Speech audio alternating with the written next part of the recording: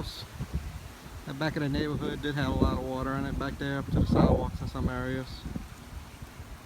The neighborhood might want to look into upgrading their drainage system back there. It seems like the water's not going anywhere.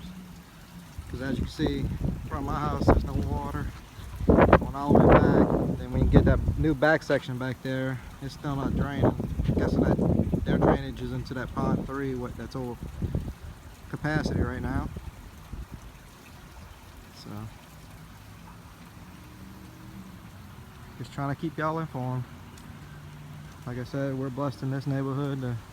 Doesn't look like any houses got water in it. You know, you'd think it would just be a normal day if you looked at my street, except if you didn't know about the devastation around us.